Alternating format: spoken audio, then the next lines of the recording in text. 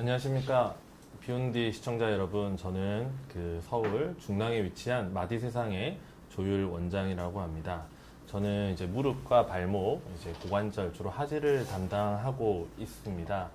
제가 이제 6월 달에, 6월 초에 이제 여러분들과 함께 퇴행성 관절염, 특히 이제 초기 퇴행성 관절염에 대해서 이렇게 비욘디에 나와서 말씀을 드리고 나서 이제 많은 피드백도 받았고요.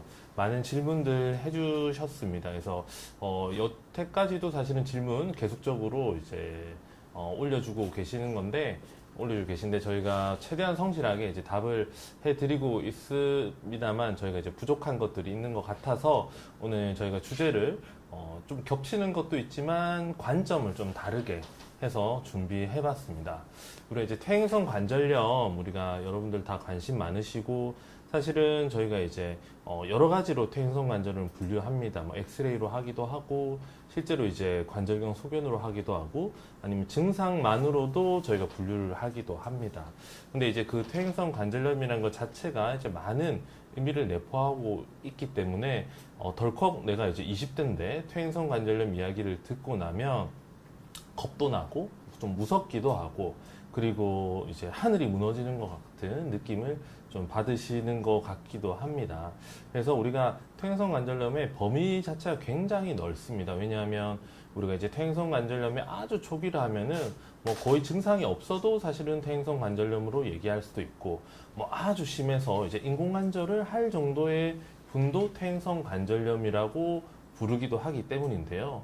예를 들어서 우리가 이제 얼굴에 주름살이 있다고 다 이제 뭐 노화가 온 건 아니지 않습니까? 근데 주름살이 하나 있는 거, 많이 있는 거, 결국은 이제 사실 주름살이 있기는 한 겁니다. 그거와처럼 이제 퇴행성 관절염이란 말 자체가 주는 스펙트럼, 이 범위가 너무 넓기 때문에 우리가 막상 내가 퇴행성 관절염이 진단됐다 하면 나는 인공관절을 해야 되느냐? 뭐 이런 이제 좀 걱정을 가지고 진료실에 많이 오십니다. 오늘 밤 주인공은 지금 질문을 주셨는데요. 잠깐 말씀드리고 넘어가면 이제 세라믹 인공관절을 쓰는 거죠.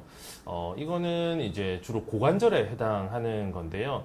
제가 오늘 말씀드릴 것은 주로 무릎에 대해서입니다. 이게 고관절에는 비구 이형성증도 있고 뭐 세라믹 인공관절 이런 것들 매우 중요합니다. 그래서 근데 고관절이랑 무릎 자체가 우리가 움직이는 이제 그 메커니즘 자체가 다르고 관절의 모양이 다르기 때문에 우리가 이거는 좀 예전에는 비슷한 재료를 사용했는데 요즘에는 고관절은 세라믹 인공관절을 주로 쓰고 무릎에는 저희가 이제 코발트 크롬이나 타이타늄 재질을 주로 쓰고 안에는 세라믹이 아닌 우리 폴리에틸렌을 좀 변형한 거를 주로 사용합니다. 그래서 같은 인공관절이라도 그 재료는 다르고 고관절과 무릎은 차이가 있다. 이렇게 잠깐 정리를 하고 넘어가겠습니다. 저번에 그 댓글에서 이제 고관절에 대해서 한번 해주셨으면 좋겠다 말씀드렸는데 그건 다음에 준비해 보도록 하겠습니다.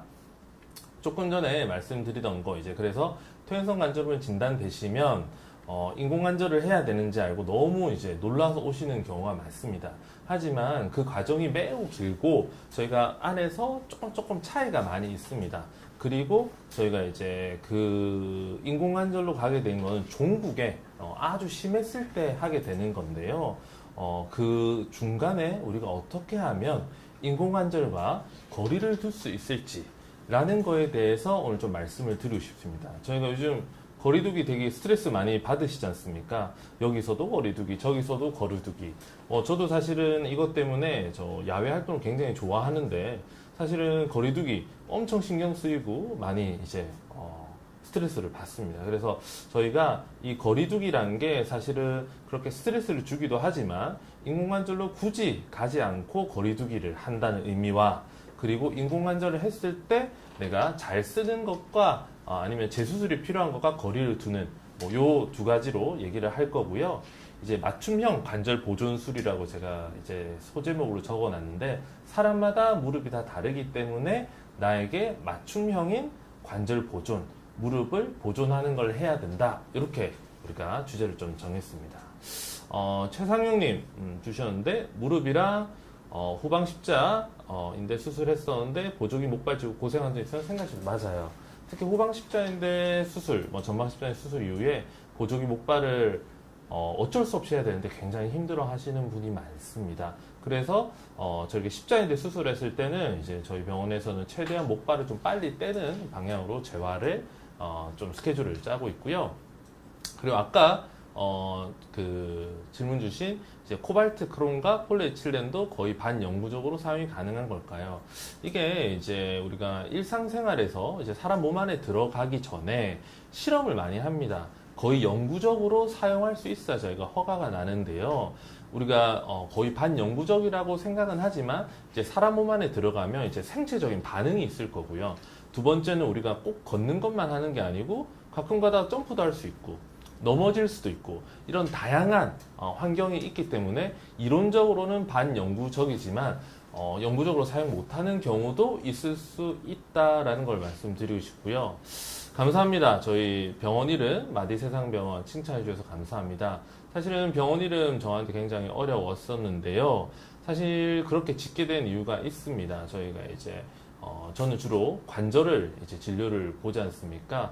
근데 이 이제 관절의 다른 말이 마디지 않습니까? 저희가 뭐 팔꿈치 마디, 손가락 마디가 있잖아요.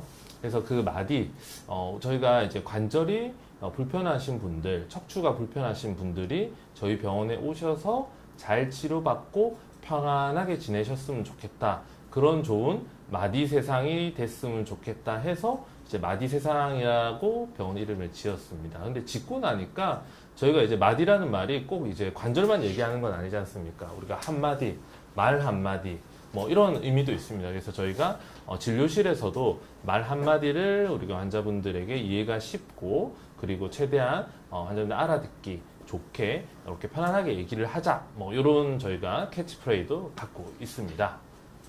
그리고 조금 더 이제 질문에 답을 드리면 만보 이상 산보를 하는데 가끔 발목이죠. 발목이 시큰한데 어떻게 대처하는 게 좋은지요. 사실은 이제 보송보송님 나이에 따라서 좀 다를 거라고 생각을 합니다. 보송보송님이 20, 30대고 특별히 진단된 게 없다고 하면 사실은 최근에 걸으면서 자극이 돼서 그럴 수 있다고 생각이 들거든요. 그래서 우리가 적당한 스트레칭과 함께 우리가 이제 보행을 해주는 게 좋을 것 같고요. 만약 내가 퇴행성 관절염이 있거나 아니면 이제 발목에 관절염과 손상이 동반된 상태에서 시큰하다면은 저희 검사가 필요할 수 있을 것 같습니다. 그리고 이경민님 두 번째 손가락 가운데 뼈가 이렇게 튀어나왔다는 것 같습니다. 이렇게 뼈가 튀어나온 게 이게 결국은 우리가 학교에서 배울 때 이제 가운데 마디 그리고 끝마디를 주로 나누는데 끝마디 끝에 튀어나왔으면 이제 퇴행성 관절염이 있을 확률이 높습니다. 근데 그 마디 끝에는 사실은 뼈가 튀어나오는데 이제 근육이 없기 때문에 사실은 이 뼈가 다시 들어가게 하기는 힘들고요. 이미 상당히 진행했을 때 뼈가 튀어나오기 때문에 저희가 수술적 치료를 하는 경우는 매우 드뭅니다. 그래서 대부분 우리가 첫 번째 피검사를 통해서 혹시 내가 유마티스 관절염이 있는지 확인을 해보고요. 그게 없다면은 대부분 우리가 좀 쉬운 나중에 조금 말씀드릴 건데 약물 치료로 통해서 충분히 조절이 되고요. 종국의 관절의 변형이 너무 심하면 수술을 해주는 경우도 있습니다.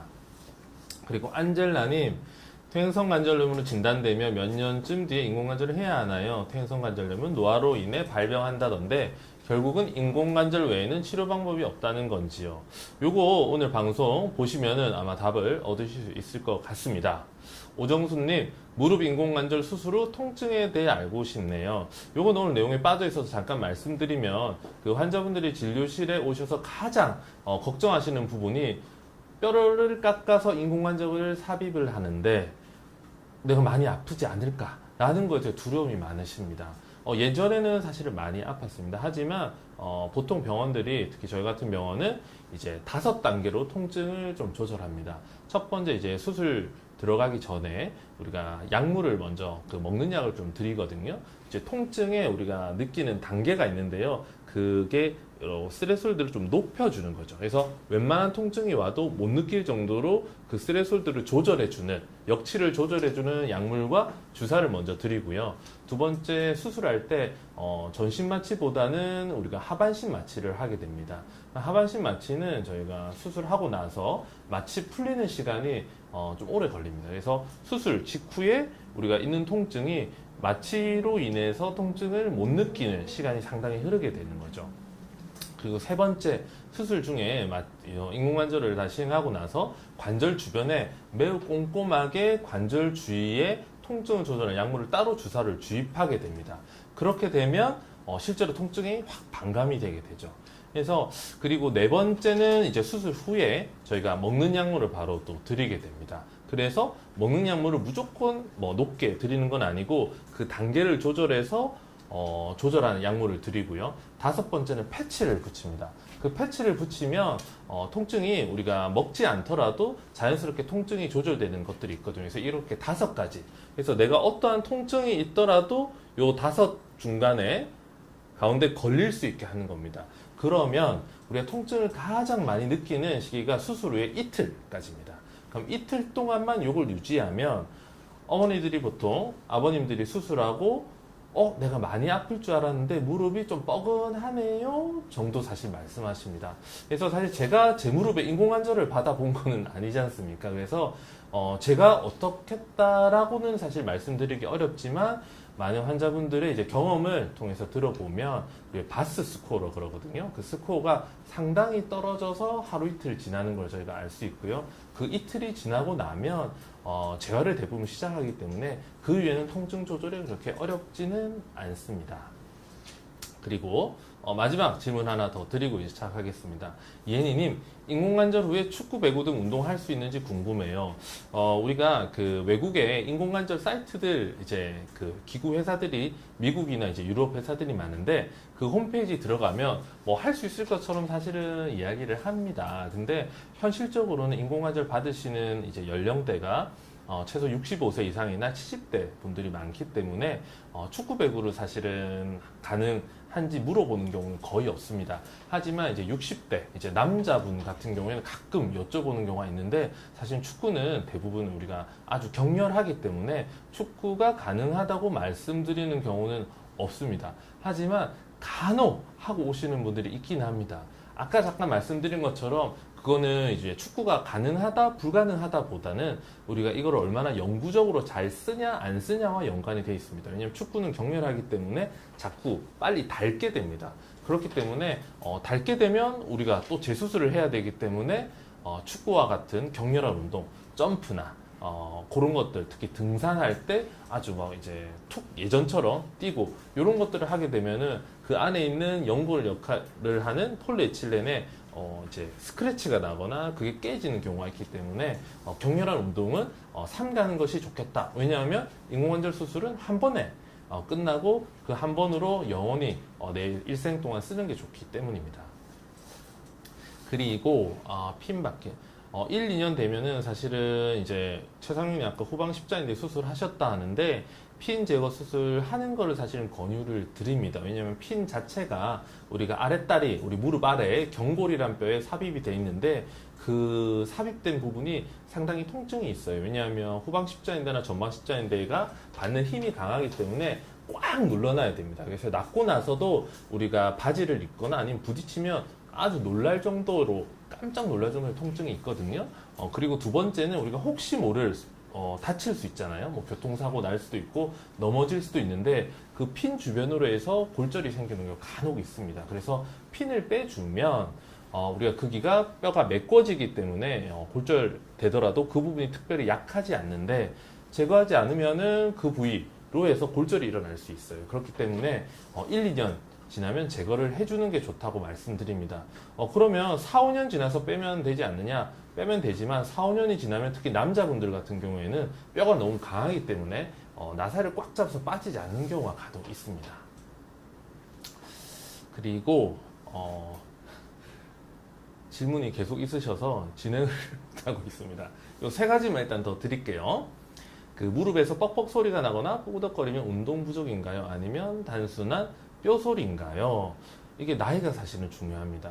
만약에 20, 30대 젊은 분들이 소리가 나는 것은 운동 부족일 수 있어요. 근력이 약하거나 아니면은 내가 스트레칭이 덜 되는 경우에 그 관절은 자꾸 움직여줘야 무릎에 부드럽게 하는 활액막이라는 우리가 쉽게 생각하면 연골 액들이 나오는데 그 액이 부족할 수 있습니다. 그래서 운동이 부족한 젊은 분들이 소리가 난다. 그러면은 운동을 권유드리는 이유가 운동을 통해서 이렇게 관절을 많이 써주면 활액막이 자극받으면서 활액막에 액이 나와서 물을 부드럽게 해주거든요. 그러면 소리가 나는 게 줄어들 수 있고요.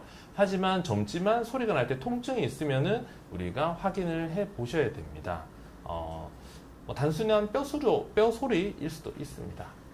그리고 몽총님 안녕하세요. 왼쪽 손목뼈도 인공관절이 가능한가요? 엄지손가락 쪽에서 왼쪽을 네, 그 관절이 저희가 이제 손에 생기는 관절염 중에 이 부위를 아마 말씀하시는 것 같습니다. 이 부위가 있는데요.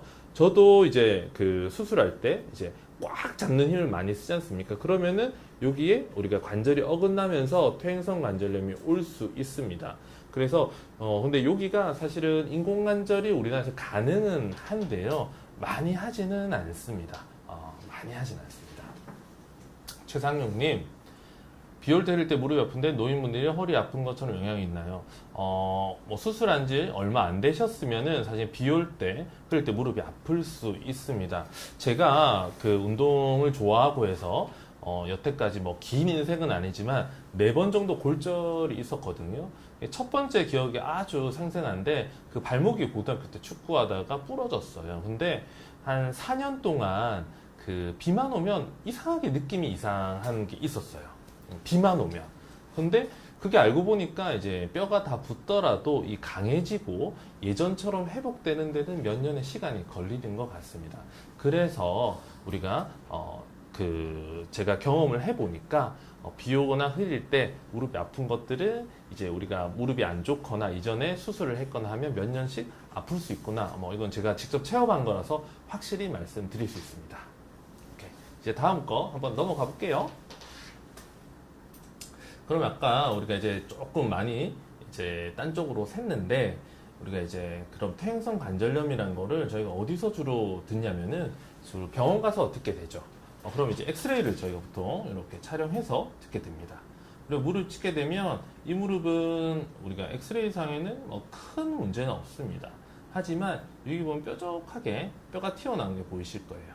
여기 요게 보이면은 저희가 약간의 퇴행성 관절염이 있는 분류를 사용하게 됩니다. 우리 켈그렌 로렌스라고 켈그렌이란 분과 로렌스라는 분이 같이 엑스레이 상의 분류. 왜냐면 예전에는 지금처럼 MRI라는 기계, CT라는 기계가 없고 엑스레이만 있던 시절에 퇴행성 관절염 분류를 한번 해보자.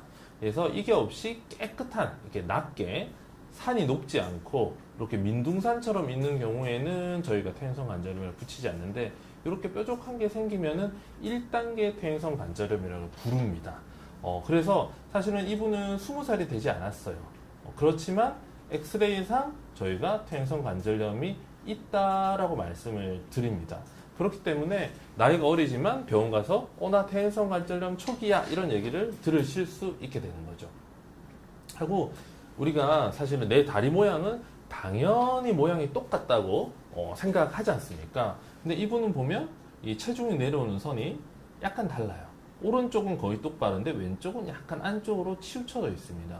우리가 실제로 진료실에서 보면 병원에 오기 전까지는 다리 모양이 내가 똑같은 줄 알았는데 한쪽은 똑바른데 한쪽은 좀 휘어있는, 특히 우리나라는 다리가 O자로 휜 분들이 많지 않습니까? 그래서 한쪽이 O자로 휜 분들이 상당히 있습니다. 그래서 내 다리 모양이 양쪽이 똑같지 않을 수도 있다. 그리고 추가적으로 말씀드리면 다리의 길이가 조금 차이가 나는 사람들도 있습니다. 왜냐하면 우리가 성장하면서 여러 가지 이벤트를 겪으면서 다리의 길이도 사실은 우리 작게 차이 나는 분들이 있습니다. 하지만 이론적으로 저희가 1.5cm에서 2cm까지는 허리나 골반에서 이 길이 차이를 보상해 주기 때문에 우리가 그 길이를 차이가 나는지 실제로 모르고 지내는 경우도 있습니다. 그래서 세 번째, 엑스레이로 퇴행성 관절염을 알 수 있나요?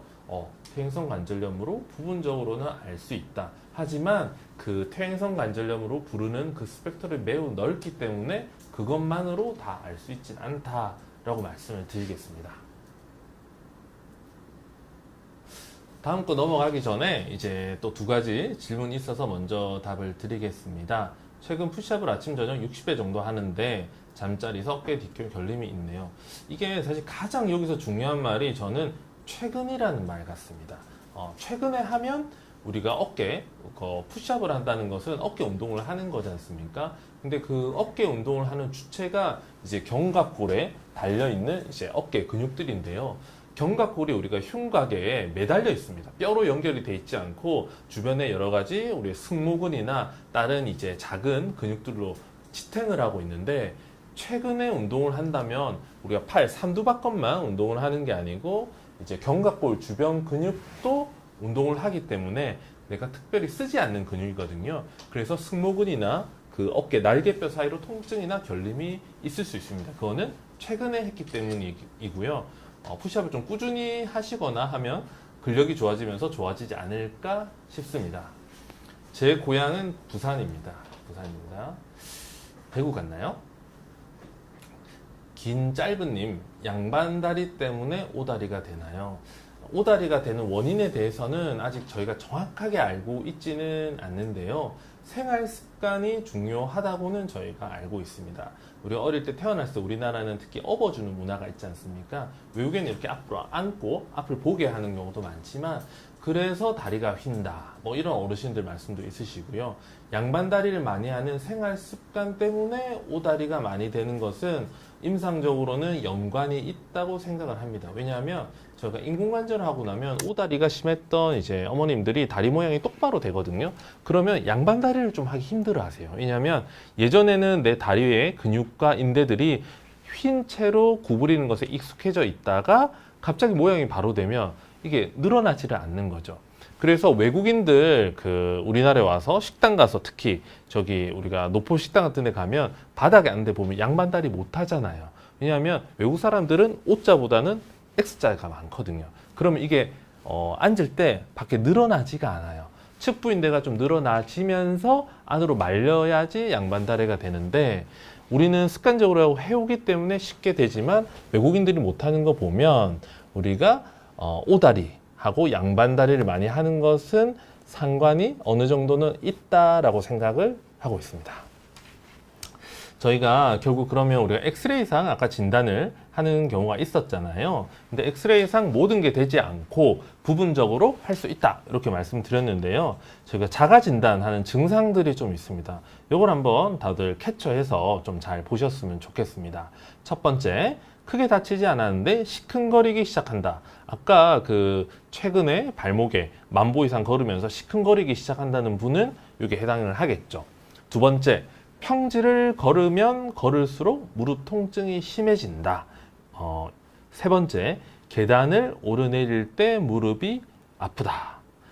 네 번째, 무릎이 자꾸 굳어가고 휘어지는 것 같다. 이거는 퇴행성 관절염이 오면서 변형이 온다, 이런 느낌이거든요. 다섯 번째, 누워서 무릎을 움직이면 두두두둑 소리가 난다. 이때 만약에 통증이 있다면 더 심한 증상으로 볼 수 있습니다. 여섯 번째, 무릎이 조금만 걸어도 자꾸 붓는다. 여섯 번째는 누가 봐도 문제가 있다고 아마 느낄 것 같습니다. 이경민님, 아까 손가락 말씀해 주셨는데요. 우리가 뜨거운 촛물과 물리치료하고 제약과에선 사실은 저희가 손가락이 우리가 통통 부었을 때 우리가 통통 붓는다는 게 퇴행성 관절염으로 그렇다면 사실 기부스는 저희가 잘 하지는 않습니다. 하지만 우리가 활액막염이 심하거나 아니면 봉화지겸 같은 우리가 염증성, 특히 이제 균 감염이 있고 하면은 기부스를 해주는 게 맞습니다. 하지만 퇴행성 관절염만 있다고 했을 때는 저희가 뜨거운 촛물, 요즘 파라핀이라 그러죠. 예전에는 우리가 병원에 가 많았습니다. 근데 요즘은 이게 이 사람 넣고 저 사람 넣고 하는 게 위생상 별 좋지 않고, 요즘 특히 이제 코로나 19로 인해서 저희가 터치하는 거에 대해서 굉장히 약간 거리두기를 하고 있지 않습니까? 그래서 파라핀을 주로 이제 인터넷에 살 수 있어요. 그래서 댁에서 이렇게 촛물 치료, 아니면 병원 가서는 레이저와 같은 물리 치료 하시는 게 도움이 되고요. 너무 통증이 심해서 내가 일상생활이 불가능하거나 그런 경우에는 주사를 맞아볼 수는 있습니다. 근데 개인적으로는 주사를 별로 선호하지 않고 저는 약물이나 저런 촛물이나 물리치료와 약물을 본인한테 맞는 것을 잘 정해서 드시는 게 훨씬 좋다고 저는 생각합니다. 양은혜님, 왼쪽 오른쪽 쭉 왼쪽 허리만 아프고 왼쪽 고관절은 아픈데 어디를 운동해주고 풀어줘야 이완이 될까요? 제가 오늘 이제 사실 허리는 제가 전문이 아닌데 저희가 단순히 왼쪽만 아프다고 어떤 운동을 해야 될지 어떤 게 이완이 될지 말씀드리는 건 굉장히 좀 조심스럽고요. 이거는 많이 불편하셨고 아픈 지 시간이 되셨다면 사실은 진찰과 검사를 해보시는 게 전 좋을 것 같습니다. 왜냐하면 왼쪽이 불편할 때 저희가 뭐 척추 협착증이라든지 디스크 증상이 심할 수도 있고 드물게 고관절의 무혈성 괴사 같은 것들도 있을 수 있기 때문에 쉽게 답을 드리긴 어려울 것 같습니다. 그리고 한 달 반 전에 엄지발가락을 접질려서 넣었는데 아직까지도 아파 염증약을 봐서 먹고 있습니다. 그냥 약만 먹으면 되는 걸까요? 보통 우리가 접지른다는 것은 우리가 인대나 이런 것에 약간 염증 반응이 생기고 부분 발 정도 생기는 거기 때문에 사실은 한 달 반 정도까지 가지는 않습니다. 보통 2, 3주 안에 끝나게 됩니다. 근데 한 달 반 동안 아프다는 것은 우리가 다치면서 단순한 염증이나 부분 파열이 아닌 완전 파열이나 아니면 발가락에도 우리가 이제 그 관절면을 침범하는 골절 같은 것들이 일어날 수 있거든요. 그럴 가능성이 있기 때문에 한 달 반 동안 약을 먹어야 되는 정도라면 정밀검사 하시는 게 좋을 것으로 생각이 됩니다. 그리고요, 이제 화면으로 잠깐 돌아가면 저희가 이제 엑스레이상 이렇게 뾰족한 게 튀어나오면 아까 말씀드린 캘그렌 그레이드 1 저희가 1단계 퇴행성 관절염이다. 저희가 환자분들한테는 초기 관절염이다. 이렇게 말씀드리고 그게 좀 더 심해지고 관절면에 이렇게 경화성 흰색 줄들이 많이 생기면 저희가 2단계로 부르게 됩니다. 세 번째, 3단계는 사실은 증상이 상당히 동반되는 경우가 많이 있는데요. 요 동그라미 침대를 보면은 여기 원이나 투와 비교해서 관절면이 이제 좁아진 게 보이는 거죠. 이거는 우리가 반월상 연골이라는 연골이 파열이 되거나 아니면 관절 연골이 실제로 닿아서 변형이 조금씩 발생하고 있는 겁니다.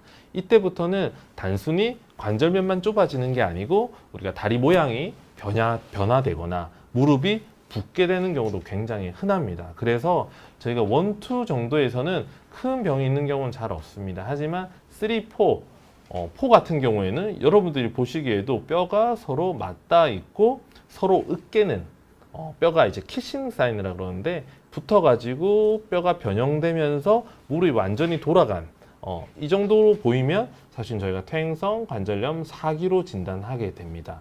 4기로 진단하게 되면 이런 경우에는 저희가 이제 인공관절 치환술을 하게 되겠죠.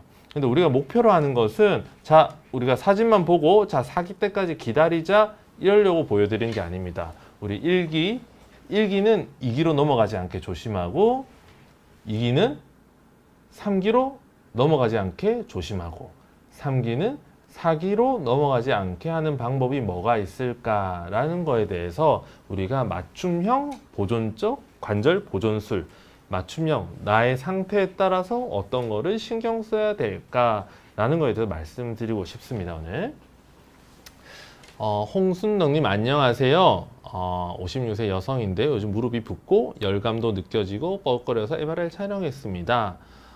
연골이 파열됐고 관절 연골 손상이 부분돼서 물이 차 있는 상태라고 연골 재생술을 권하시네요. 고민이 많이 됩니다. 답변 꼭 부탁드립니다. 홍선님 오늘 잘 오셨고요. 이제 우리가 좀 이따가 이제 내용을 말씀드릴 건데 만약에 홍선님이 무릎 모양이 좋고 무릎 모양이 반듯하다면은 우리가 내시경만으로도 연골 파열을 정리를 하고 손상된 관절 연골을 재생할 수 있는 방법을 하면 많은 도움이 됩니다. 하지만 다리 모양이 많이 변형됐거나 이미 4단계 정도처럼 많이 진행을 했다라면 우리가 좀 여러 가지 고민할 것들이 많이 있습니다. 그래서 다음 사진을 보고 또 말씀을 드릴게요. 우리가 그 50세 이제 그 남성분인데 병원 오셨어요. 누가 봐도 아까 3단계 관절이 이렇게 좁아지고 뼈도 자라고 우리 경화도 생긴 분이죠. 다리가 이렇게 휘었습니다. 이 사진만 봐도 다리가 많이 휘었지 않습니까? 그래서 왼쪽 요 무릎 사진만 봐서는 이분의 상태는 3기에 해당합니다. 그런데 우리가 하지 전장 사진이라고 부르는데 보통 스캐노그램이라고 부릅니다. 이 스캐노그램을 저희 꼭 찍어봐야 됩니다. 왜냐하면 이 노란 선이 이 환자분의 체중이 이동되는 선을 말합니다. 이분은 무릎의 가운데로 체중이 내려와서 이제 그 내측과 외측 요거를 균형을 맞춰야 되는데 한쪽으로만 쏠려 있기 때문에 이미 이렇게 진행된 3기 상태에서는 무릎이 더 나빠질 가능성이 매우 높습니다. 그래서 이런 분들에게는 저희가 근위경골, 절골술과 같은 수술을 권하게 되는데요. 왜냐하면 이 변형이 교정되지 않으면 퇴행성 관절염의 속도를 늦출 수 있는 방법이 없기 때문입니다. 반대로 이분은 동일한 나이십니다. 하지만 무릎이 많이 휘진 않으셨어요. 이렇게 퇴행성 관절염이 조금 있고 저희가 아까 2단계 정도에 해당하는 것 같은데 골극이 보이지만 관절면이 좁아지진 않았습니다. 하지만 서서 다리를 찍어보면 체중이 가운데서 약간 넘어간 것을 볼 수 있습니다. 근데 우리가 이 사진에서는 무릎이 그렇게 많이 휘어 보이지는 않거든요. 그런데 실제로 각도를 그어보면 7.5도. 그래서 제가 그 엑스레이를 무릎 찍어볼 때 이렇게 서서 찍는 사진이 중요하다고 말씀드렸지 않습니까? 이렇게 무릎만 찍었을 때는 우리가 퇴행성 관절염이 뭐 2기 정도로 가볍게 볼 수 있지만 이렇게 스캐노그램 서서 찍어보는 다리 사진을 찍어보면 실제로 7.5도 7.5도면 저희가 5도 이상이 되는 퇴행성 관절염에서는 우리나라에서는 근위경골 절골술이라는 다리 모양을 교정하는 수술이 의료보험에 적용을 받을 수 있어요. 그러니까 7.5도라는 것은 그 범위를 벗어났기 때문에 우리가 꽤 무릎의 변형이 오다리 변형이 심하고 앞으로 퇴행성 관절염이 진행되는 속도가 빨라질 가능성이 높다라는 것을 내포하고 있습니다. 제가 동영상 하나를 좀 볼게요. 지금 얘기가 많이 지나갔지만 우리가 무릎을 구성하는 이 성분을 저희가 항상 말씀드리는데 요거를 말씀드려야 사실 또 이해가 도움되거든요. 저희가 보면 무릎이 이제 제일 위에 대퇴골, 그리고 경골, 슬개골, 뭐 비골 이렇게 구성이 됩니다. 그런데 이 관절을 자세하게 보면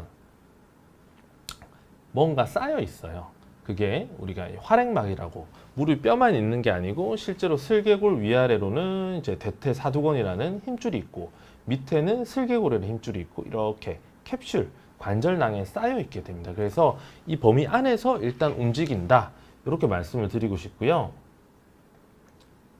그리고 제일 중요한 게 무릎이 움직일 때 저희가 여기 연골입니다. 이렇게 보면 위쪽에 대퇴부에 있는 연골, 이게 관절 연골이라고 우리가 딱딱한 사기 그릇과 똑같다 보시면 됩니다.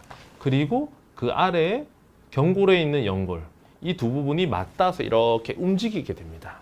근데 이 부분이 어떻게 되느냐에 따라서 우리의 무릎이나 무릎의 운명이 많이 결정되게 되는데요.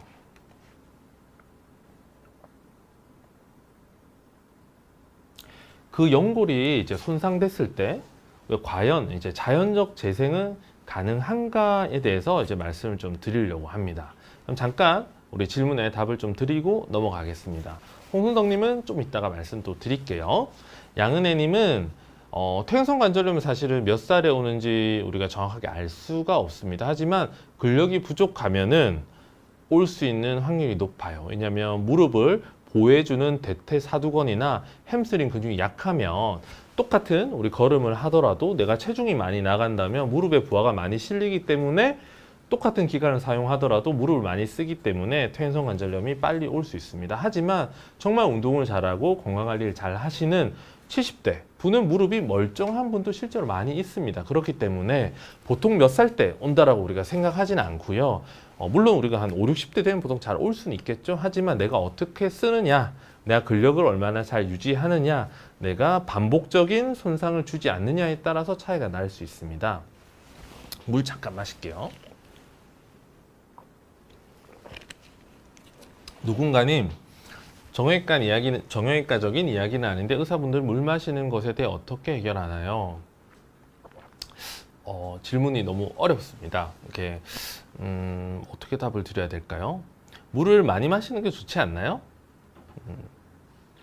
이것은 제가 아니고 다음에 물 마시는 거에 대해서 관심이 많은 다른 선생님이 답을 해주셔야 될 것 같습니다. 근데 기본적으로 땀을 많이 흘리면 물을 보충해 주는 것이 중요하고요. 물이 부족하면 우리 몸의 60%에서 70% 정도가 물로 구성되어 있습니다. 그래서 물은 매우 중요한 것은 맞습니다. 하고 우리 퇴행성 질환들, 연골, 허리에 우리가 디스크가 터지잖아요. 척추 협착증이 오잖아요. 무릎에 연골이 손상이 되잖아요. 연골이 찢어지잖아요. 이게 다 물이랑 상관이 있습니다. 왜냐하면 우리가 탈수화라고 나이가 들면 피부에 탄력이 떨어지는데 수분이 부족한 거 다 아시잖아요. 그것처럼 허리에 디스크나 무릎 연골도 물이 빠지는 기전이 발생합니다. 그래서 푸석푸석 해주면서 크랙이 생기고 탈락이 되고 그거가 통증을 일으키게 됩니다. 그래서 정형외과적으로 물은 매우 중요합니다. 근데 물을 마신다고 내 연골에 물이 가진 않습니다. 하지만 내 연골에 물이 빠지면 퇴행성이 진행된다. 요거는 확실합니다.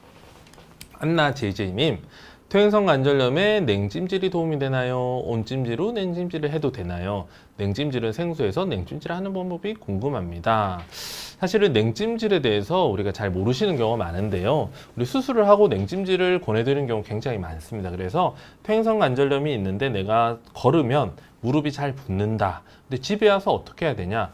냉찜질을 하시는 게 좋습니다.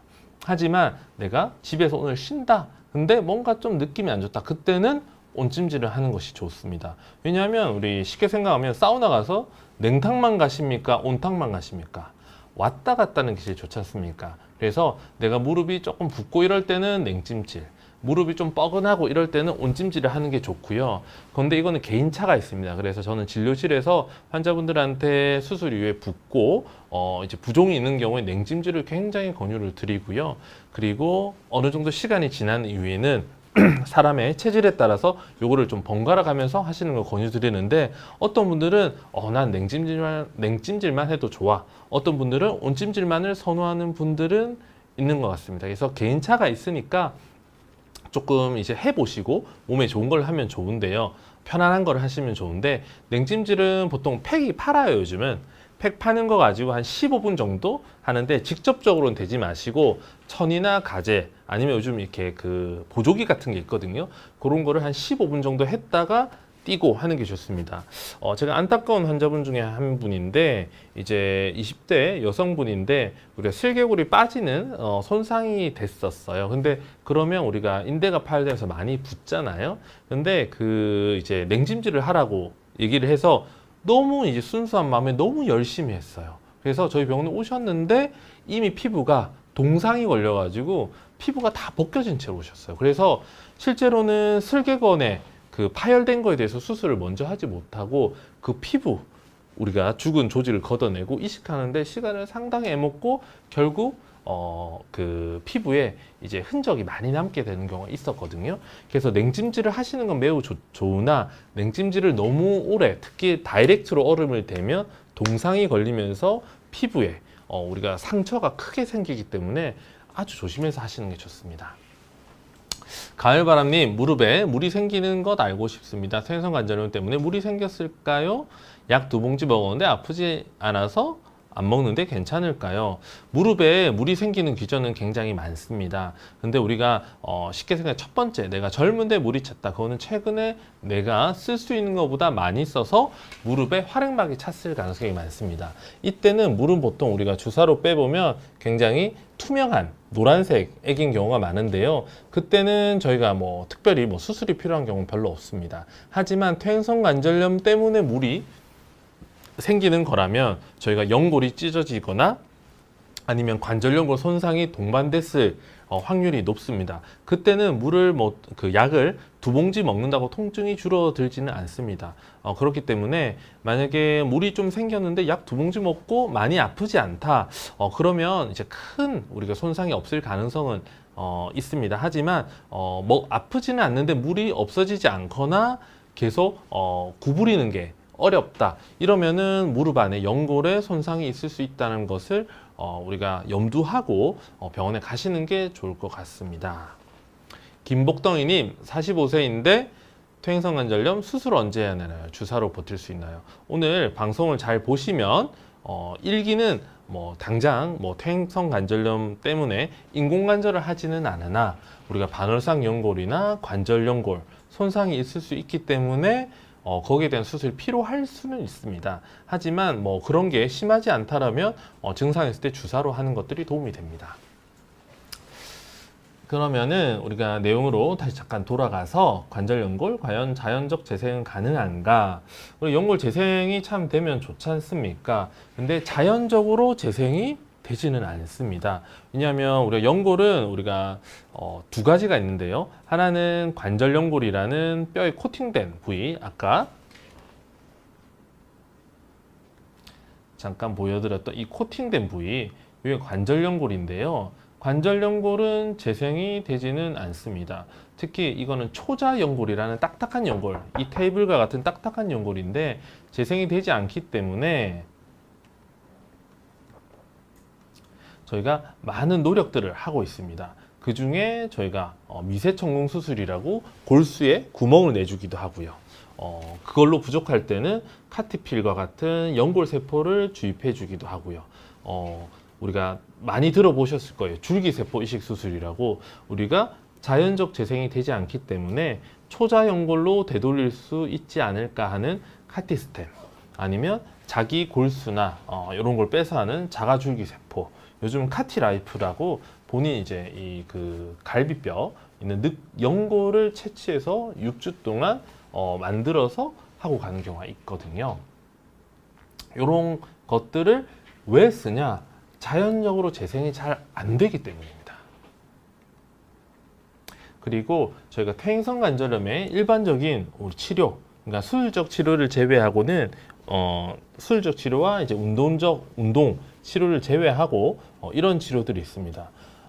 요거는 제가 다음에 한번 정리해서 말씀을 드릴 텐데요. 저희 이제 병원 유튜브에서도 요거를 정리해서 말씀드린 적이 있어요. 저희가 보통 이제 관절에 좋은 약 좀 많이 팝니다. 그래서 관절 보조제라 그러죠. 그게 글루코사민, 콘드로이틴, MSM, 보스웰리아, 커큐민, 초록잎 홍합 추출물, 비타민 등 굉장히 종류가 많습니다. 이 약들이 아무 필요가 없거나 도움이 되지 않는 건 아니나 각 약들마다의 어떤 장단점들이 있고 알고 드셔야 되는 부분들이 좀 있습니다. 그렇기 때문에 요거는 다음에 제가 다시 한번 말씀드리도록 하겠습니다. 그리고 우리가 연골주사, 저희가 연골주사 많이 맞지 않습니까? 이거는 아까 말씀드린 활액막, 우리가 연골액을 보충해 주는 겁니다. 그 액을 우리가 이제 그 실제로 비슷하게 재조합해서 넣어 주는 거고요. 그리고 콘주란 주사, 프로로 주사, 뭐 DNA 주사, PRP 주사 등도 있습니다. 그리고 제일 많이 하는 게 저희가 진통소염제 먹는 거죠. 그리고 진통제, 단순한 통증을 줄이는 진통제도 있고, 그리고 관절 처방 생약도 있습니다. 저희가 병원에서 처방하는 레일라라든지 이모튼, 조인스와 같은 우리가 관절 보조제와 유사한 약들도 있습니다. 이렇게 우리가 치료를 하는 게 거의 95% 이상 환자가 됩니다. 근데 이렇게 해도 되지 않는 분들은 저희가 다음 그걸 좀 보셔야 될 것 같고요. 약을 먹어도, 주사를 맞아도 너무 아파서 평지 걷기 힘들어요. 이 정도 되면은 매우 심한 거죠. 아니면 계속 물이 차요. 아니면은 무릎을 구부릴 수가 없어요. 이럴 때 어떻게 하는지 좀 보겠습니다.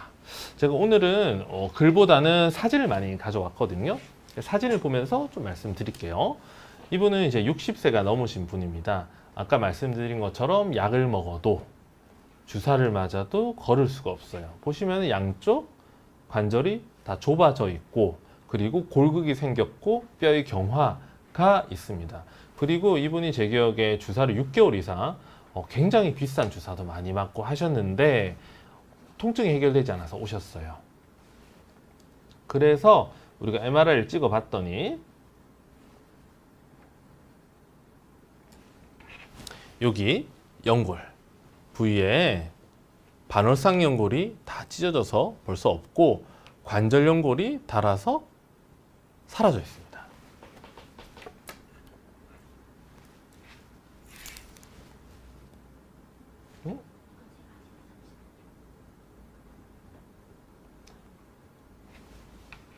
잠시만요. 네.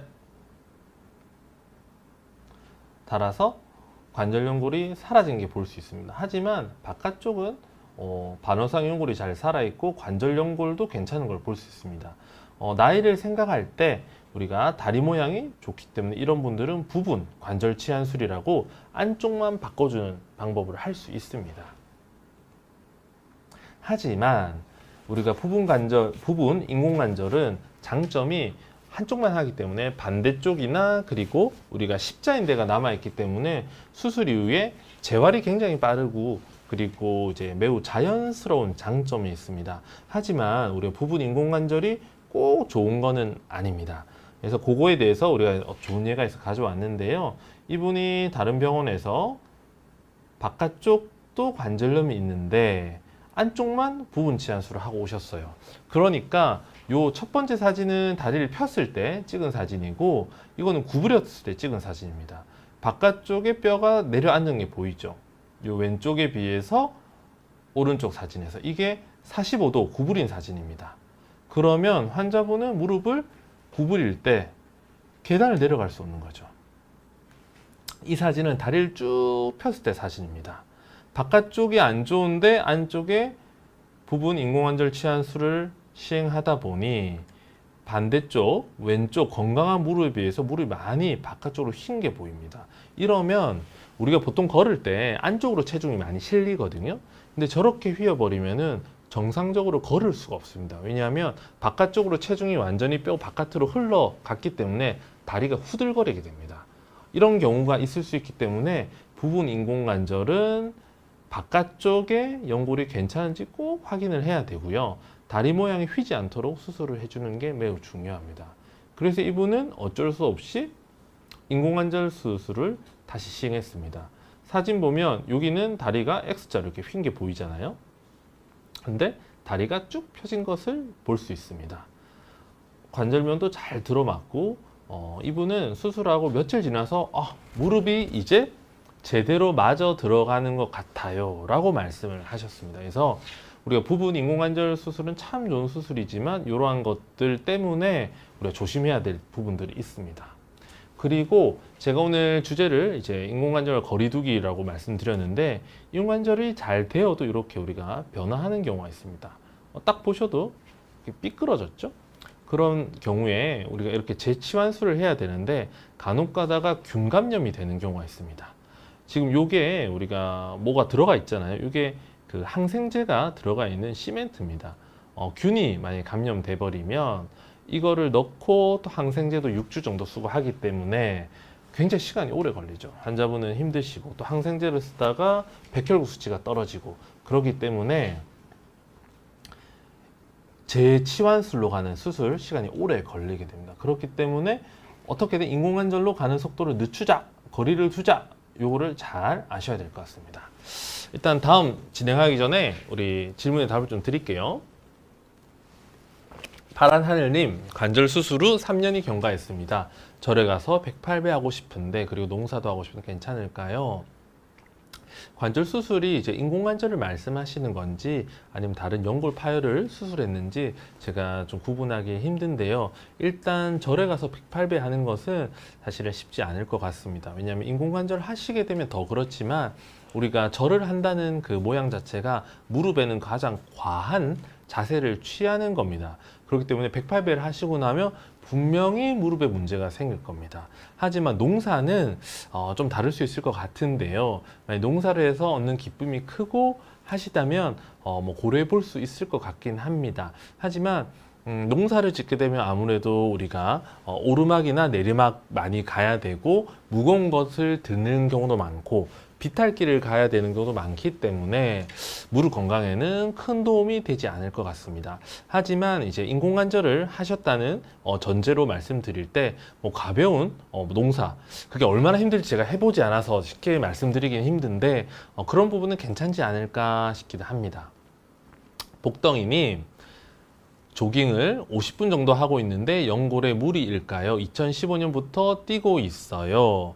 사실은 이제 조깅을 하는 것이 무릎에 굉장히 좋은 점이 있습니다. 특히 근육이나 전신 운동이 되기 때문에 좋은 우리가 도움이 되는데요. 실제로 조깅이나 마라톤을 오래 하셨던, 오래라는 거 몇십 년 하셨던 분들 중에 무릎이 정상인 분은 없습니다. 이게 답이 될지 모르겠는데요. 조깅을 해서 얻는 게 크시다면 하시는 게 좋습니다. 하지만 조깅을 오랫동안 많이 하는 거를 계속 한다면 저는 무리가 될 거라고 생각을 하고 있습니다. 그래서 저는 조깅을 너무 하고 싶고 좋은 걸 알지만 저는 자전거를 주로 타고 있습니다. 왜냐하면 자전거는 평지를 걷는 것보다 무릎에 부하가 적게 걸립니다. 그렇기 때문에 조깅을 많이 해서 내가 무릎에 좀 손해를 보지만 내 건강, 다른 부분을 내가 더 이제 강화하고 싶고 기쁨을 누리고 싶다 이렇게 생각하신다면 우리가 바른 습관으로 잘 해주시는 게 좋겠지만 오래 하면은 분명히 연골을 많이 땡겨 쓴다. 아까 말씀드린 것처럼 퇴행성 관절염이 몇 세 올지 모르잖아요. 근데 많이 쓰면 분명히 먼저 나빠질 수 있다라는 거는 참고하셨으면 좋겠습니다.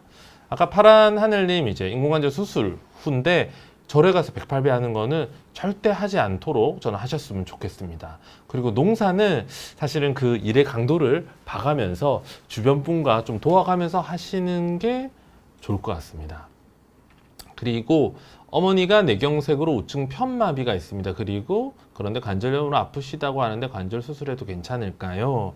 그 편마비의 정도가 중요합니다. 저희가 인공관절 오늘은 말씀 못 드릴 것 같아요. 후반부에 보면은 저희가 이제 무릎을 움직이는 구조물의 어떤 특성들이 있습니다. 그냥 움직이는 건 아니고 저희가 대퇴사두근이라는 슬개건과 이어진 그 메커니즘에 따라 움직이는데 그 메커니즘이 살아 있어야 됩니다. 반대로 우리가 앉아서 있을 때 무릎을 쫙 펴서 버틸 수 있는 힘이 있다면 관절 수술을 해도 괜찮습니다. 하지만 오른쪽 무릎이 관절염이 있으신데 마비가 있는 상태에서 혼자서 무릎을 쭉 펴는 힘이 약하다면 수술을 하셔도 걷지 못할 수 있습니다. 그렇기 때문에 저희가 통증이 심하더라도 무릎이 걸을 수 있을 때 수술을 하라 그러거든요.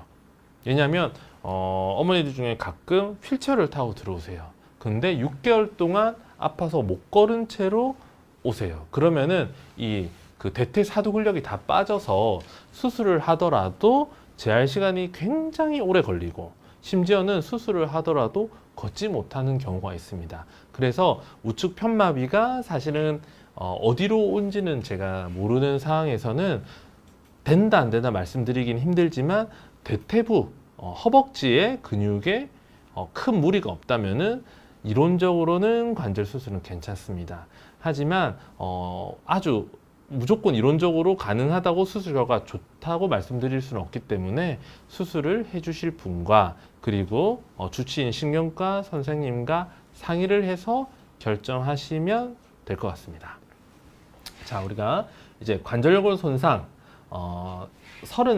30대 여성분이었어요. 이렇게 보시면 이 흰 거 보이시죠? 이빨 빠진 것처럼 이 회색이 우리가 아까 말씀드린 초자연골이라는 것인데 이 부분에 이렇게 이빨 빠진 것처럼 있어요. 다른 부분에 아무 이상이 없습니다. 자세히 당겨보면 이렇게 이빨 빠진 것처럼 보이시잖아요. 이게 이제 관절연골 결손이 생긴 겁니다. 특별한 이유는 없었고 운동을 특별히 많이 하지도 않는 분이었습니다. 근데 말씀드린 것처럼 나이가 젊고 30대 여성분이고 크기가 크지 않습니다. 이때는 저희가 미세천공술이라고 구멍을 뚫어주는 가장 관절연골 재생의 아주 할아버지 같은 표준 치료가 있습니다. 그 표준 치료라는 게 모든 우리가 카티필, 연골세포, 우리가 그 줄기세포 같은 것들이 우리나라에서 승인을 받으려면 비교 대상이 있어야 되잖아요. 줄기세포를 하면 무조건 좋습니다. 이렇게 하면 저희 나라처럼 굉장히 신중하게 판단을 하는 나라에서는 절대 통과가 되지 않습니다. 그때 그 통과해야 되는 기준이 미세천공 수술과 비슷한가, 아니 미세천공 수술보다 좋은가, 최소한 미세천공 수술 정도는 되는가를 저희가 확인하게 되는데요. 우리가 보통 미세천공 수술 이렇게 관절연골 저희가 비춰서 사실 잘 안 보이는데 이렇게 갈려 있는 것처럼 비포장계처럼 보이시죠? 이 부분을 미세천공술 단독으로 하면 이렇게 주변을 정리하고 구멍을 뚫어주게 됩니다. 이 구멍을 뚫어주는 특수한 기구로 뚫어주면 이 노란 게 우리가 골수입니다. 골수가 바로 보이는데 이 뼈에 구멍을 뚫어주게 되면 여기서 골수 세포가 나오는 거죠. 그 중에는 뭐 줄기세포도 있고 뭐 여러 가지 세포가 있을 겁니다. 그러면 이 세포들이 치유를 시키는데 보시면 뭔가 흰 게 생겼죠. 근데 약간 얼룩덜룩한 것처럼 보일 겁니다. 요거는 우리가 원래의 관절연골인 초자연골로 재생되지 않고 섬유연골로 재생되었기 때문입니다. 보이는 거는 매우 좋아요. 하지만 우리 이걸 수술 중에 실제로 눌러보면 약간 물렁물렁합니다. 그래서 의사들이 섬유연골로 재생이 되면 장기적인 성적은 좋지 않다고 생각합니다. 왜냐하면 처음에 이렇게 불편했던 거에 비해서는 증상이 매우 좋아지나 이게 또 오래되면 이 부분이 결국 이렇게 손상이 되려고 했으면 많이 쓰는 부위에 생기는 경우가 많지 않습니까? 그러면 재생이 되더라도 이 부분이 약간 물렁하기 때문에 힘을 잘 못 받습니다. 그렇기 때문에 이 섬유연골로 놔두는 것은 우리가 불완전하다라고 생각합니다. 그래서 의사들의 초점은 이거를 초자연골로 재생하는 거에 맞춰져 있습니다. 우리 김복덩이님, 마디세상은 위치가 어디인가요? 저희는 중랑구, 서울시 중랑구 7호선 먹골역에 위치하고 있습니다. 4번 출구예요. 그리고 아까 이 MR에서 보여드렸던 분, 이분 사진을 보면 이렇게 푹 파여 있죠. 여기가 MRI 상에는 이빨이 빠진 것처럼 보이는 거예요. 이분도 이제 불안정한 부분을 이렇게 내시경으로 정리를 했어요. 골수를 노출시키는 거죠. 이렇게 골수를 노출시키고 구멍을 뚫어주는 겁니다. 이렇게 미세천공술을 시행하죠. 시행하고 이제 안에 있던 물을 빼면 이렇게 골수에서 물이 잘 나오는 걸 볼 수 있습니다. 하지만 너무 나이가 젊으시기 때문에 단순히 미세천공술로만 하면 우리가 섬유연골로만 대치되기 때문에 저희가 이렇게 하얀 연골세포를 주입해서 치유를 하게 됩니다. 이분이 이제 수술 전에 이렇게 결손이 있었어요. 수술 후 2년 지나서 이렇게 뭔가 차 들어가는 게 보이잖아요. 이분은 상당히 연골이 재생이 잘 된 것으로 보입니다. 그리고 3년째 사진까지도 잘 유지되는 걸 볼 수 있습니다. 자, 우리가 관절연골, 과연 자연적 재생은 가능한가에서 얘기하고 있는데요. 우리가 아까 말씀드리다만 이제 홍승덕님 이제 연골 재생술을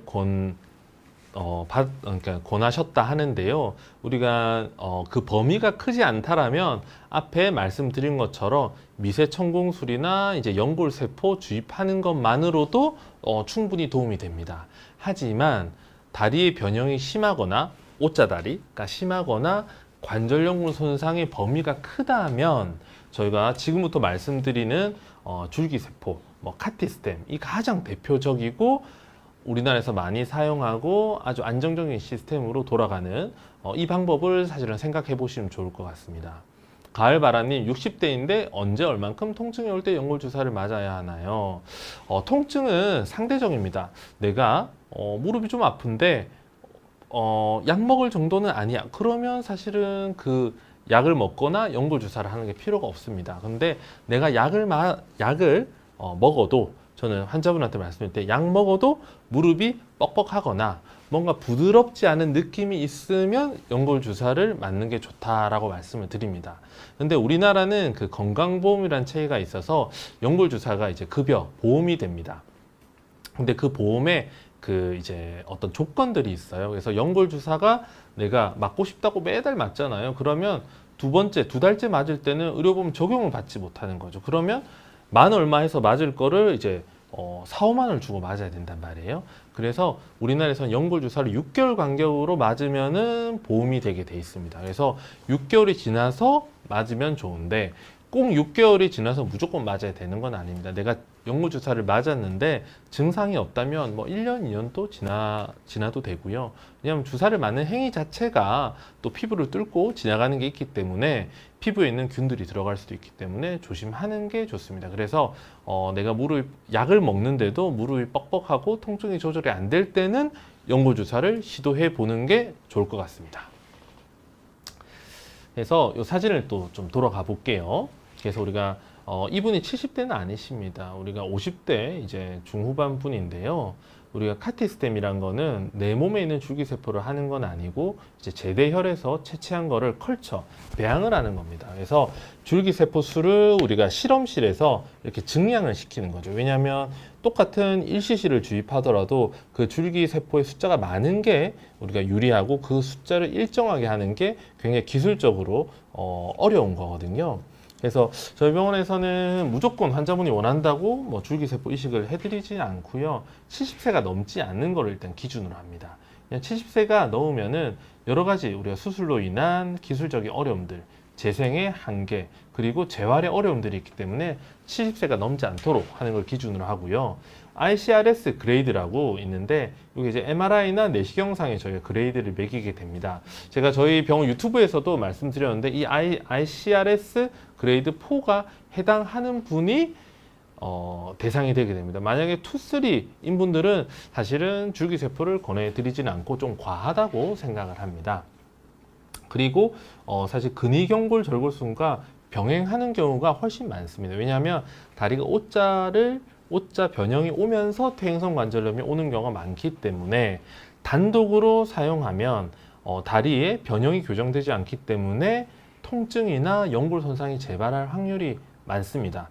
그렇기 때문에 우리가 줄기세포 수술을 할 때 다리가 내가 휘었다면 꼭 근위경골 절골순과 함께 받는 것이 좋습니다. 왜냐하면 다리 모양 변형이 교정되지 않으면 반드시 다시 생기게 됩니다. 이분도 왼쪽은 다리 사진을 좀 보여주실래요? 오른쪽은 다리가 휘었습니다. 다리가 붙었죠? 아까 우리가 엑스레이상 본 캘그램 그레이드 3 아니면 4 정도 되는 것 같아요. 이렇게 거의 붙었고 뼈도 자랐고 근데 바깥쪽은 괜찮아 보여요. 다리는 오다리로 휘었고 왼쪽은 무릎이 너무 좋으세요. 이분은 사실 오른쪽 무릎만 해결하면 되겠다 생각이 드는 거죠. 그래서 MRI를 촬영했더니 바깥쪽은 깨끗해요. 이렇게 반월상 연골도 좋고 관절 연골도 살아있는데 안쪽은 반월상 연골은 이미 소실돼서 없고요. 관절 연골도 다 긁히고 하얗게 물만 차 있는 경우죠. 저희가 아까 말씀드렸던 ICRS 그레이드 4에 해당합니다.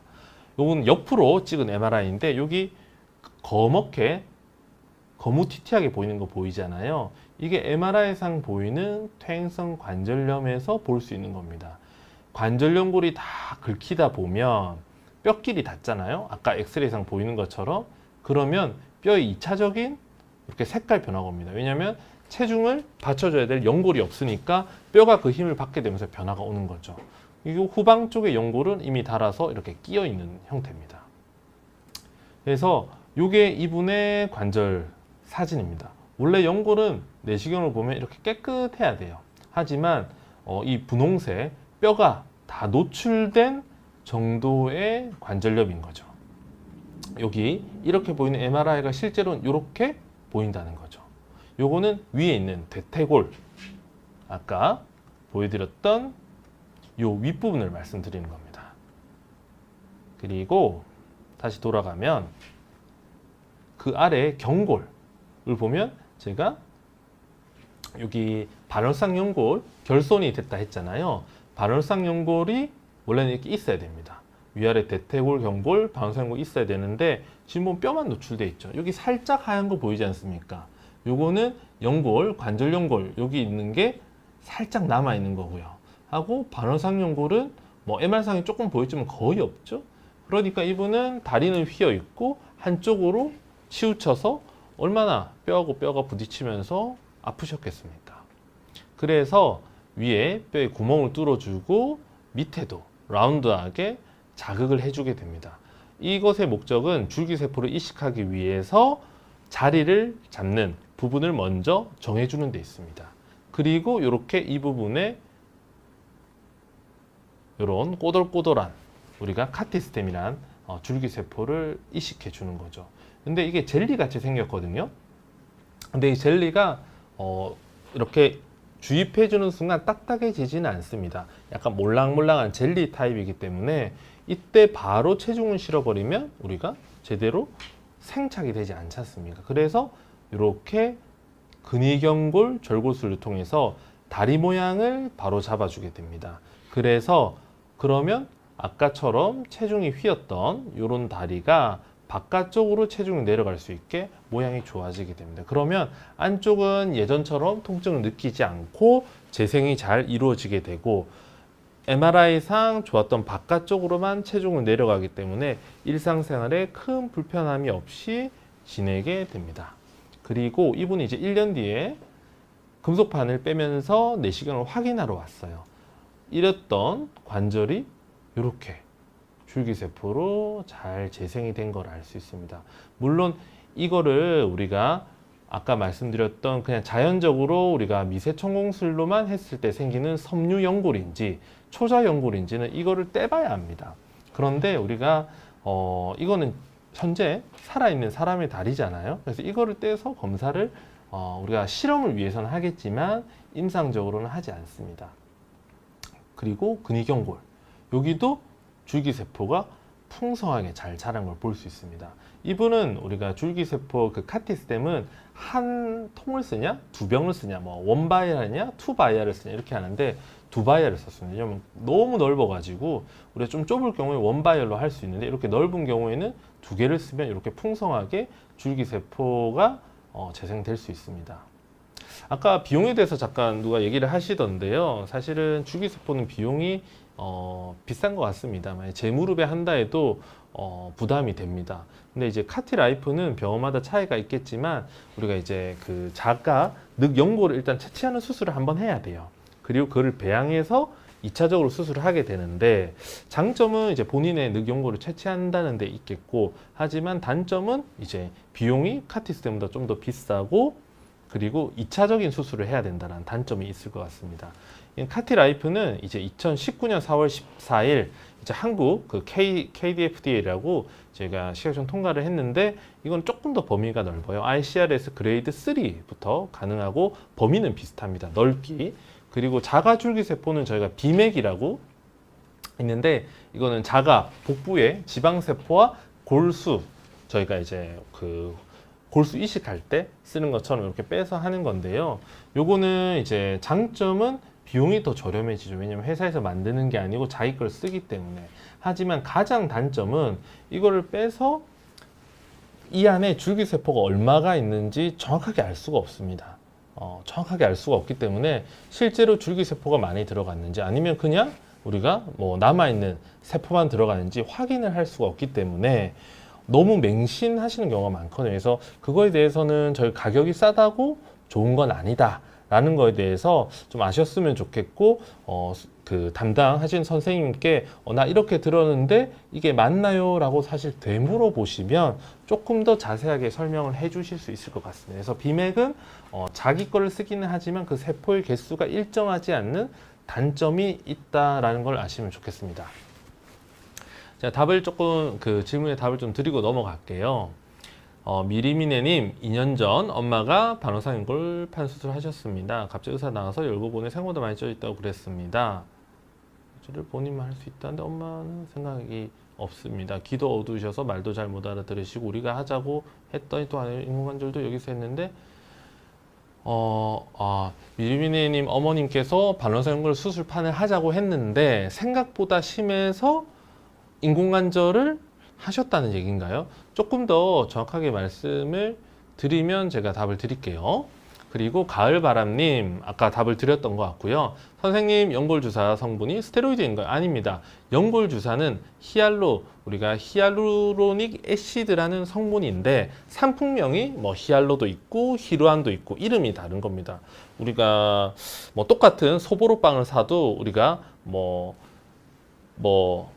바게트도 있고 뭐 뚜레 땡땡도 있지 않습니까? 그것처럼 회사 이름이 다른데 그 성분 자체는 똑같습니다. 그리고 그 성분은 스테로이드를 말하는 것은 아닙니다.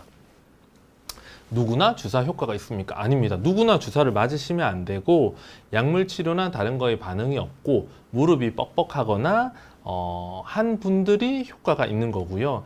그리고 이런 게 있어요. 우리가 주사 효과가 없다고 얘기를 할 수 있잖아요. 그런데 그게 두 가지가 있습니다. 내가 이 병이 아니라서 효과가 없을 수 있어요. 왜냐하면 실제로 허리가 많이 안 좋은데 무릎 통증이 있을 수 있거든요. 그때도 무릎 주사를 맞잖아요. 그럼 효과가 있겠습니까? 뜰 거잖아요. 그때는 효과가 없잖아요. 반대로 너무 심한 경우가 있어요. 수술을 해야 될 정도로 심한 분인데 주사를 맞고 참는 경우가 있겠죠. 그런 경우에도 효과가 있다고 말할 수 없겠죠. 그렇기 때문에 누구나 주사 효과가 있다라고 얘기하기 어렵고 내 무릎의 상태와 내 무릎이 어느 정도이냐에 따라서 효과가 있는 주사를 경험이 있는 의사한테 부탁을 해서 처방을 받아서 맞는 게 좋다라고 말씀드릴 수 있고 무조건 주사가 좋다라는 것은 좀 위험할 수가 있습니다. 이경민님, 울산에서 가려면 공항이랑 가까운가요? KTX역이 가까운가요? 어디가 가깝죠? 우리 병원이? KTX역이? 상봉 안 오지 않나? 제가 정확하게 모르겠는데요. 저희 그 홈페이지 들어가 보시면 안내가 있습니다. 죄송합니다. 제가 정확하게 KTX역이 어디 서는지 모르겠는데요. 서울역에서 저희 병원이 아주 멀지는 않습니다. 그렇다고 아주 가깝지는 않습니다. 근데 서울에서 이제 우리가 지하철 1시간은 먼 거리는 아니거든요. 그 정도면 충분히 오실 수 있을 거고, 우리 청량리에서 가깝죠. 청량리 KTX역에서 가까운데, 울산에서 KTX가 청량리까지 오는지는 잘 모르겠습니다. 김복덩이님, 아직 주사 맞기는 연골이 아깝다고 하던데 이건 어떤 상태인가요? 만약에 김복덩님이 약만 먹고 약물 좀 먹고 켈그램 그레이드 1 정도다. 그럼 사실은 굳이 연골 주사를 맞을 필요가 없겠다라는 것 같습니다. 그래서 의사들은 사실 환자가 아프지 않거나 도움이 되지 않는데 주사를 권하는 경우는 없습니다. 그렇기 때문에 그 선생님이 아직 주사 맞기는 아깝습니다 하면 내 무릎이 좀 괜찮다 이렇게 생각하셔도 될 것 같습니다. 가을바람님, 연골 상태를 엑스레이 상으로도 알 수 있나요? 우리가 엑스레이는 뼈를 보는 겁니다. 그렇기 때문에 직접적인 연골 상태를 엑스레이 상으로는 알 수가 없다고 말씀드려야 되고요. 하지만 우리가 많은 경험을 통해서 어떤 엑스레이가 보일 때는 어떤 손상이 있는지를 유추해 볼 수 있습니다. 그래서 직접적으로는 엑스레이 상 연골 상태를 알 수 없지만 간접적으로는 알 수 있다라고 답을 드리겠습니다. 또 우리 공부를 좀 더 해볼까요? 우리가 잠깐 동영상으로 넘어가 볼게요. 그러면 우리가 이제 연골에 우리 관절 연골의 중요한 거를 좀 전에 봤어요. 이렇게 관절 연골이 이렇게 밀착이 돼 있잖아요. 여기가 손상되는 걸 얼마나 우리가 잘 살리느냐에 대한 얘기를 방금까지 했고요. 뒤에 조금 더 있는데 그 다음으로 좀 넘어가 볼게요.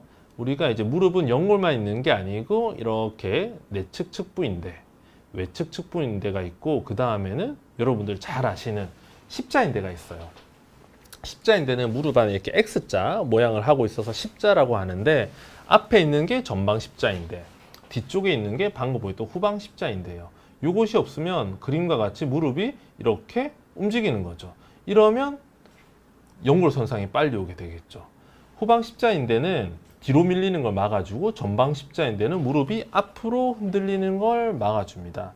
그래서 우리가 병원에 갔을 때 우리가 십자인대가 특히 다쳐서 수술을 받는 경우가 많잖아요. 그런 경우에 왜 수술을 하느냐? 우리가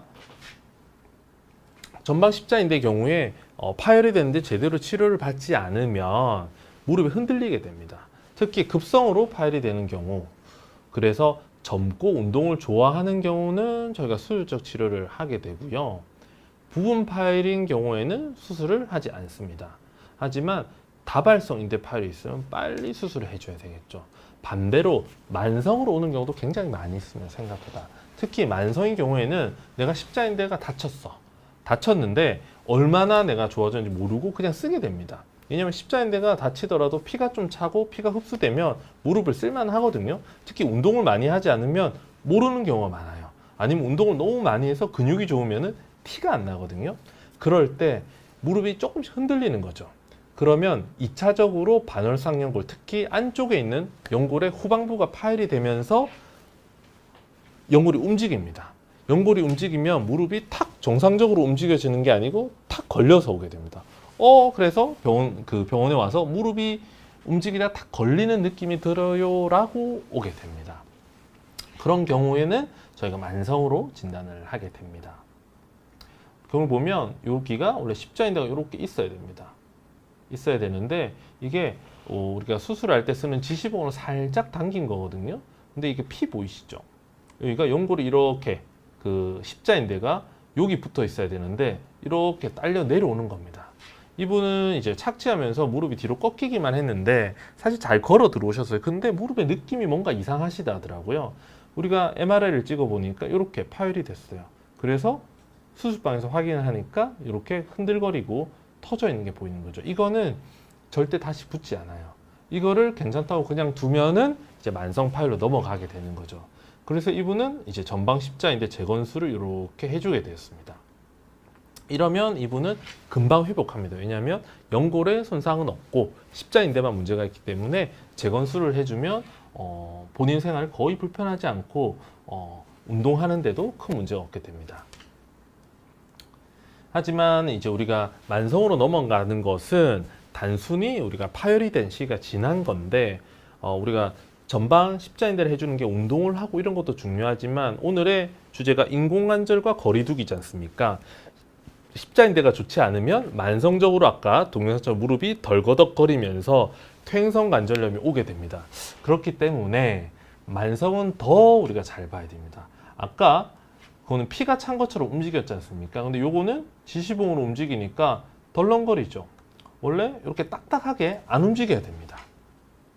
근데 이렇게 움직이게 됩니다.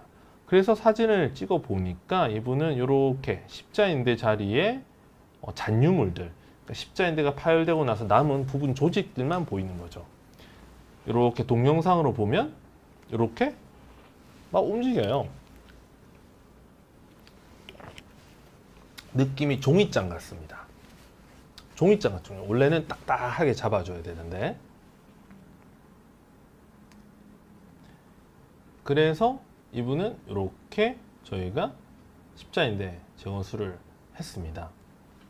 왜냐하면 만성이라서 뭐 아프진 않아요. 하지만 이분이 연골 파열이 돼서 오셨는데 이걸 그냥 두면 이제 퇴행성 관절염이 더 진행하는 거죠. 그래서 대부분 퇴행성 관절염이 많이 진행돼서 오시는 분들을 보면 십자인대가 없는 경우가 굉장히 많습니다. 그냥 그분은 오래전에 십자인대가 다쳤고 그로 인해서 무릎에 불안정성이 있게 되고 그로 인해서 퇴행성 관절염이 더 진행됐다고 우리가 스토리 유추를 해볼 수 있거든요. 그래서 만약에 십자인대 수술이 잘 되었다면 퇴행성 관절염으로 오는 확률을 줄이고 그 속도를 늦출 수 있다고 생각을 합니다. 그래서 만성인 경우에도 십자인대 재건수를 해주는 게 좋고요. 이분은 오실 때 이렇게 연골 찢어진 거 보이시죠? 이게 동반돼 있습니다. 만약 이걸 오래 뒀다면은 저기가 내측 반응성 연골이 만성 불안정성을 잡아주는 2차적인 구조물입니다. 그래서 저걸 제대로 잡아주지 않으면 이 부분이 이제 떨어져 나오면서 다른 연골을 더 긁게 되겠죠. 그래서 이렇게 봉합을 해주는 겁니다.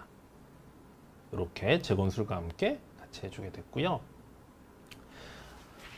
그리고 답을 좀 드릴까요 또? 미리미네님 말씀 제가 이해를 했고요. 처음에 반원상골 수술을 받고 인공관절 받았어요. 저희가 이게 우리가 반원상 연골판 수술을 하는 게 사실은 좀 쉬운 방법이지 않습니까? 그런데 생각보다 많이 찢어져 있는 경우가 있을 수 있습니다. 근데 만약에 수술은 잘 끝났고 뭐 추가적인 수술을 하지 않았다면 어머니께서 더 아팠을 수도 있다고 저는 생각을 하거든요.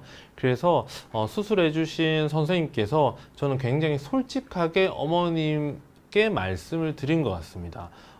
수술을 했지만 이것이 결과가 어머님이 통증이 조절될 정도는 아니고 오히려 더 통증이 심할 수 있다 라고 사실은 생각을 하셔서 인공관절 수술을 권해드린 것 같거든요.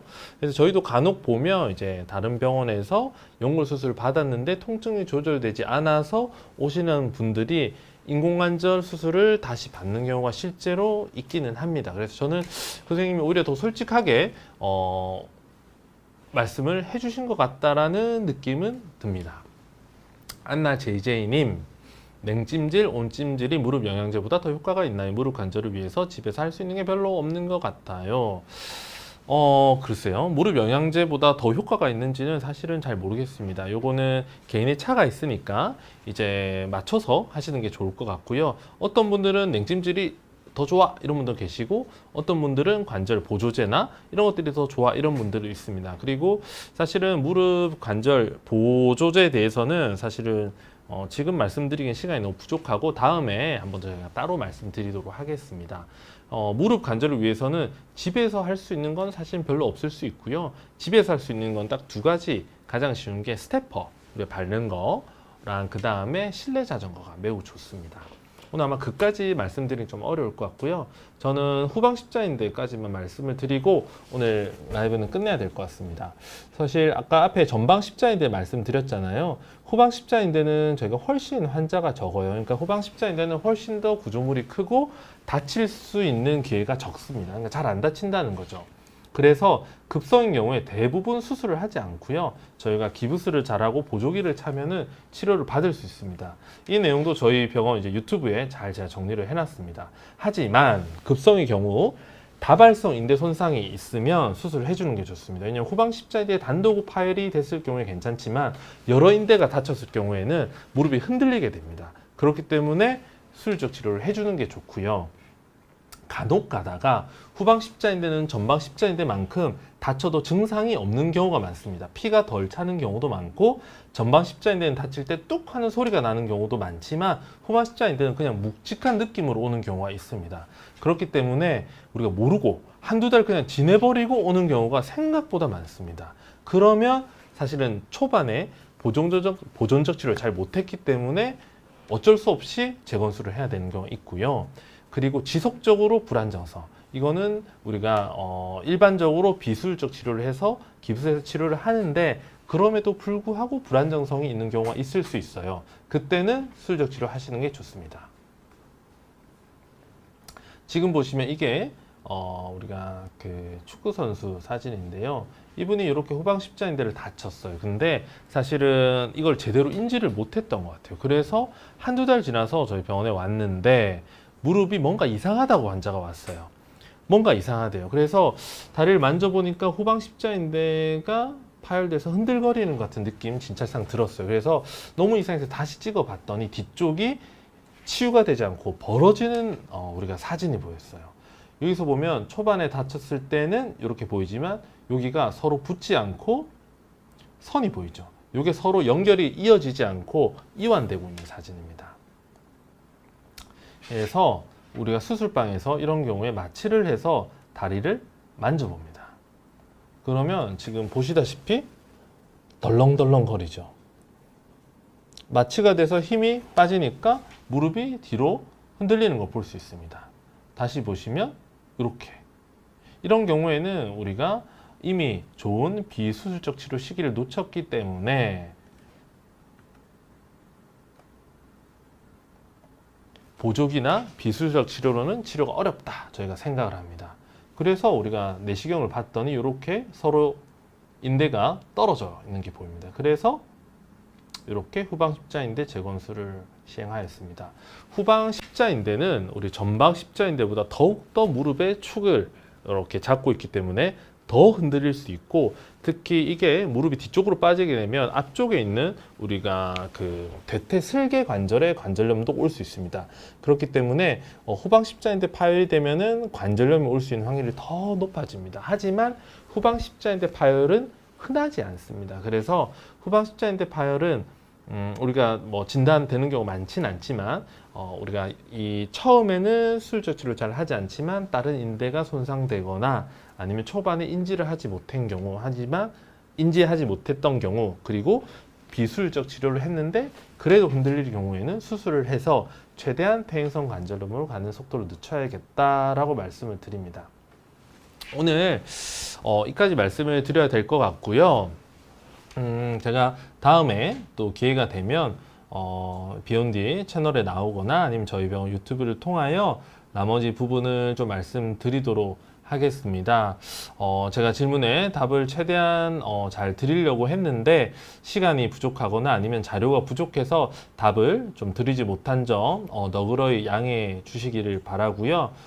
제가 뭐 개인적으로 이제 유튜브도 저희 병원에서 하고 있고, 그리고 최근에 이제 블로그를 시작했어요. 그래서 여러분들 이야기를 좀 듣고 이렇게 제가 진료실에서 길게 드리지 못한 이야기를 또 드리려고 노력하고 있습니다. 그래서 저희가 서로 소통하면서 환자분들의 어려움, 그리고 제가 드리고 싶은 이야기, 그리고 환자분들의 좋은 피드백 주시면은 더 나은 진료로 여러분께 다가가도록 하겠습니다. 여러분, 저희 채널도 사랑해 주시고, 저 의학 채널 비욘디 많은 관심 가져주시고, 8시부터는 대한내과 의사의 방송도 이어진다니까 화장실 갔다 오시고 잠깐 쉬시고 또 방송 잘 봐주시기 바랍니다. 시청해 주셔서 감사합니다.